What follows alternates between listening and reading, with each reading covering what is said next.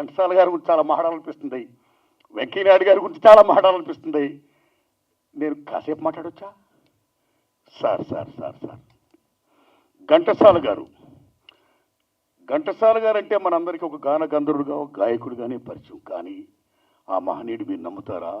స్వతంత్ర సంగ్రామ పోరాట యోధుడైన ఘంటసాల గారు ఆషామాషి జీవితం కాదు, జైలుకి వెళ్ళాడైనా, మా కొద్ది తెల్లదొరతోనన్నాడైనా, పాట పాడుతూ ఉద్యమాలు చేస్తూ బీభత్సంగా ఘంటసాల గారు చేసిన ఉద్యమం జైలుకి వెళ్ళి మామూలు కాదు, నవ్వుతూ భవిష్యత్తు. ఆ మహానుభావుడు ఎక్కడ కృష్ణా జిల్లాలోన పుట్టి సంగీతం నేర్చుకోవడం కోసం విజయనగరం వెళ్ళి, ఆయన పేదవాడు, ఇంటింటా దండుకొని వారోత్సవాలు తీసుకొని సంగీతం నేర్చుకుని అక్కడ కలవర్రానని విజయనగర సామ్రాజ్యంలో ఒక నాట్య కళాకారుని ఆవిడ. ఈ బాబు యొక్క ఘంటసాల గారి యొక్క ఆ జీల్ని చూసి ఆవిడ చేరదీసి గొప్పవాడు చేస్తే ఆ మహానుభావుడు అంటాడు గొప్పవాడైన తర్వాత, నేను ఈ వేళ ఇంత గొప్పవాడిని అయ్యానంటే ఆ వేళ ఈ ఇంటింటికి నేను అడుక్కున్న ఆ అన్నం ఎవరున్నారు, ఆ తల్లి ఏ తల్లి వేసిందో ఆ భిక్ష వల్ల ఈ వేళ అంత గొప్పవాడిని అయ్యాను అని చెప్పిన గొప్ప గ్రాటిట్యూడ్ మనిషి ఘంటసాల. ఘంటసాల మామూలు మనిషి కాదు. అలాంటైనా ఏమి పాడాడు, ఏమి మహానుభావుడు, అమరగాయకుడు. భగవంతుడు ఉన్నాడో లేడో తెలియదు కానీ నిజంగా భగవంతుడు ఉన్నాడు నేను శ్రీకృష్ణ పరమాత్మ యొక్క గీతోపదేశం పాడితే మనందరం కూడా దండం పెడతాం, తన్మత్యంతం. ద ఘంటసాల గారు great contribution to India, not only India, allow the world and Hinduism.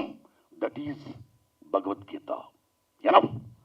ఒక సంగీత దర్శకుడిగా ఏం టాపర్ అయినా, ఒక సింగర్గా ఏం టాపర్ అయినా, ఒక స్వతంత్ర సంగ్రామ పోరాట ఎదురుగా ఏం టాపర్ అయినా, ఇన్ని కోణాల్లో ఇన్నిట్లో ఉన్న మహనీయుడు చాలా తక్కువ వయసులో 52 ఏట ప్రారంభించాడైనా. 2 సినిమాలు తీశాడైనా. 2 సినిమాలు కూడా బాగా ఫ్లాప్ అయ్యాయి. ఆర్థికంగా కష్టాలు పడిపోయాడు, మామూలు కష్టాలు కాదు. అదే దశలో గొంతు కూడా డ్యామేజ్ అయితే ఇక్కడ కాణిపాకం దగ్గర చిత్తూరులో ఒక వైద్యం ఇస్తుంది వికటించి చివరికి ఆ మహానుభావుడు అమరుడయ్యాడు. అలాంటి ఘంటసాల గారి యొక్క చిత్రాన్ని ఈ మహానుభావుడు తీయడం, ఆ మహానుభావుడి యొక్క చరిత్ర మనం తెలుసుకోవడమే కాదు, మొత్తం ప్రపంచంలో ఉన్న తెలుగు జాతి అందరినీ విజ్ఞప్తి చేస్తున్నా, ఘంటసాల గారి చిత్రాన్ని చూడండి. ఒక ఎన్టీఆర్, ఏఎన్ఆర్ గారు సినిమా ఇండస్ట్రీలో ప్రతి హీరోకి, ప్రతి క్యారెక్టర్ యాక్టర్కి, ఇంక్లూడింగ్ నాగేశ్వర రామారావు గారు, రేలంగ్ గారు కూడా ఆయన పాడి ఒప్పించి మెప్పించిన మహనీయుడు ఘంటసాల గారు. చిత్రాన్ని విజయం చేసి డబ్బు ది మోస్ట్ ఇంపార్టెంట్, ముందుకొచ్చిన తల్లి నిర్మాత అమ్మ, ఆవిడ బాగుండాలని నేను మనస్ఫూర్తిగా కోరుకుంటున్నాను. అయితే ఇక్కడ ఒక విషయం చెప్పాలి.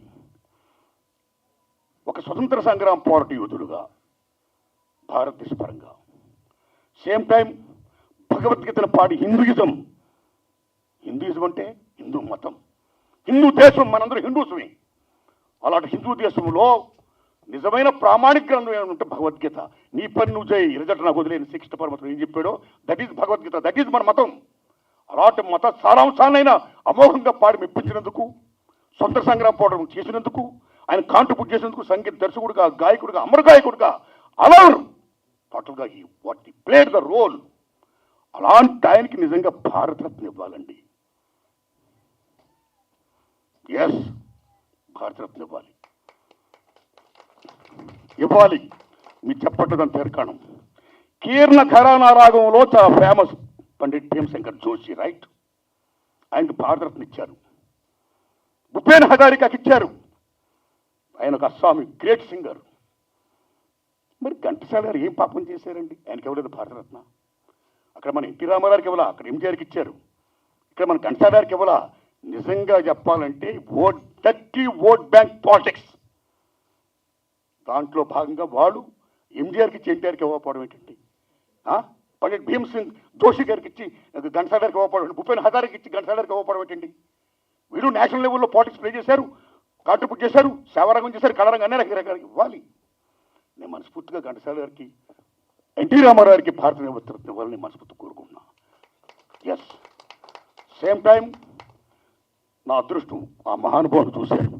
మీరు నమ్ముతారా? ఆయన స్వతంత్ర సంగ్రామ పోరాటంలో పాల్గొనడమే కాదు, తర్వాత ఆఫ్ ఇండిపెండెన్స్ తర్వాత భారతదేశంలో ఏ సమస్య వచ్చినా, ముఖ్యంగా మన ఆంధ్రప్రదేశ్లో ఏ సమస్య వచ్చినా సరే ఆయన గొంతిప్పేవాడు. విశాఖ ఉక్కు, ఆంధ్రుల హక్కు. ఎన్నోసార్లు ఆయన మీరు నమ్మండి 32 మంది బలిదానాలతో త్యాగం చేసిన విశాఖ ఉక్కుని ఎందుకు ఇవ్వదు గవర్నమెంట్ అని నిజంగా మహానుభావుడు గొంతెత్తి గడవ చెప్పాడు. ఆయన ఏమి ఘంటసాల గారు, ఆయన ఇందిరాగాంధీ ఆ రోజు 3 ముక్కలు చేస్తారంటే తప్పు ఇందిరాగాంధీ అని బహిరంగంగా చెప్పాడు ఆయన ఘంటసాల గారు. అందుకని విశాఖ ఉక్కు స్టీల్ ప్లాంట్ని ఇప్పటికైనా ప్రైవేటీకరణ చేయకుండా ఆ 32 మంది త్యాగాన్ని, ఆ ఉనికిని, విశాఖ ఉక్కు ఆంధ్రుల హక్కుని కాపాడాల్సిందిగా సెంట్రల్ గవర్నమెంట్ ఇప్పుడు నేను కోరుకుంటూ, దానికి ఇదిగో ఇక్కడ ఉన్నాడు మహానుభావుడు వెంకయ్యనాయుడు గారు. ఆయన గురించి నిజంగా నేను చెప్పాలి. ఆయన ఎంత గొప్పవాడంటే, తమ్ముడు ఆయన యూనివర్సిటీ లీడర్, నేను కాలేజీ ప్రెసిడెంట్ని. అప్పుడు బీకాంకి మంచి డిమాండ్. మేము బిఏ చేసాం, తమ్ముడికి బీకాంలో జాయిన్ అవ్వాలని ఉంది. సీట్ కావాలంటే ఆంధ్ర యూనివర్సిటీకి వెళ్ళాలి. నేను ఆంధ్ర యూనివర్సిటీకి వెళ్ళి ఆ తమ్ముడిని తీసుకొని వెళ్ళి రిజిస్ట్రార్ గారిని రిక్వెస్ట్ చేయడం కోసం వెళితే అక్కడ మా అందరికీ దర్శనం దొరకట్లా.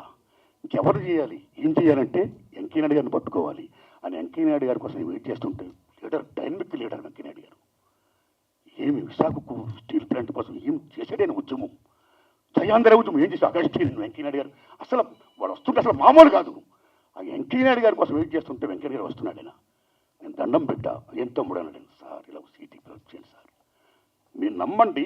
ఆ కాగితం తీసుకొని అలా వెళ్ళి రిజిస్టర్ గారి దగ్గరికి వెళ్ళి సంతకం చేయించి సీటు మాకు గ్రాంట్ చేయించేసి వచ్చేసి సీటు మాకు ఇచ్చేసి ఆయన వెళ్ళిపోతున్నాడు అంతే. కనీసం థ్యాంక్స్ కూడా ఆయన sir sir sir thanks sir అంటే కూడా అసలు దట్ ఈస్ వెంకయ్యనాయుడు గారు. ఎన్టీ రామారావు గారు పదవిచ్యుతులైన తర్వాత ఇది అక్రమంగా జరిగిందని చెప్పి ఏమి డెమోక్రట్గా ఫైట్ చేశాడు మహానుభావుడైనా. ఫైట్ చేయడమే కాదు, ఫైట్ చేయించాడు ఆయన. ఏం రోడ్లు చేశాడు, దెబ్బ కింద దిగి వచ్చింది మరలా పెట్టింది. దట్ ఈస్ వెంకయ్యనాయుడు గారు. విశాఖపట్నం స్టీల్ ప్లాంట్ ఉద్యమం కానీ, జయాంధ్ర ఉద్యమం కానీ, రామారావు గారిని పదవిచ్యుతం చేసిన మౌనత ఉద్యమం కానీ, డెమోక్రటీ సేవ్ చేసే ప్రజాస్వామ్యాన్ని పరిరక్షించండి అని చేసిన ఉద్యమం కానీ, ఎమర్జెన్సీలో ఇందిరాగాంధీకి వ్యతిరేకంగా అమోఘమైన ఉద్యమాలు చేసి లాఠీ దెబ్బలు దీన్ని జైలుకి వెళ్ళి వచ్చిన విరాధవీయుడు పోటీయోధుడు మన వెంకయ్యనాయుడు గారు. నిజంగా బాగా చెప్పారు మీరు, టవరింగ్ పర్సనాలిటీ అని. Is really towering personality. ఏమి భాష, ఏం భాష, ఏం పటిమ. జనరల్గా తెలుగులో భాష వచ్చిన తెలుగులో ప్రాసలు వేస్తారైనా, ఆయన తెలుగులోని ప్రాసలే, ఇంగ్లీష్లోని ప్రాసలే, హిందీలోని ప్రాసలే. ఏం వాక్పటిమ నిజంగానైనా.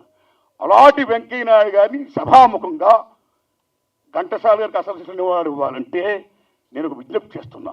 ఆయన మాజీ ఉపరాష్ట్రపతి, బీజేపీ స్టేట్ సెంట్రల్ నాయకుడైనా, వాజ్పేయి గారు, వారాణి గారితో డిఎన్టీ అన్న మహనీయుడైనా అలాంటి మహానుభావుని ఇవాళ నేను అయ్యా వెంకయ్యనాయుడు గారు సభాముఖంగా విశాఖపట్నం స్టీల్ ప్లాంట్స్ని ప్రైవేటీకరణ చేయకుండా మీరు నరేంద్ర మోడీ గారు చెప్పండి సార్, దండం పెడతా మీకు, చెప్పండి సార్. మీరు మాజీ ఉపరాష్ట్రపతి, ఓ టవరింగ్ పర్సనాలిటీయా, ఓ వెంకయ్యనాయుడు గారు టాప్ రాజేపల పక్కన పెడతాపండి. Your son of the soil, your son of the soil. Telugu జాతి బిడ్డ మీరు, తెలుగు జాతి బిడ్డగా మీరు విశాఖపట్నం స్టీల్ ప్లాంట్ని ప్రైవేట్గా అవ్వకుండా మీరు చెప్పండి సార్. మీకు ఆ వాల్యూ ఉంటాయి. ఇవాళ కొత్తగా నక్కపల్లిలోనంటే విశాఖపట్నం స్టీల్ ప్లాంట్ పెడతారట. Non sense.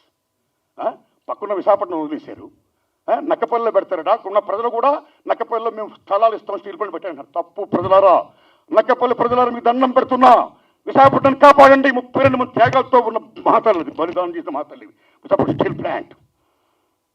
అందుకని వెంకయ్యనాయుడు గారిని విజ్ఞప్తి చేస్తున్నా, అలా చెయ్యండి సార్.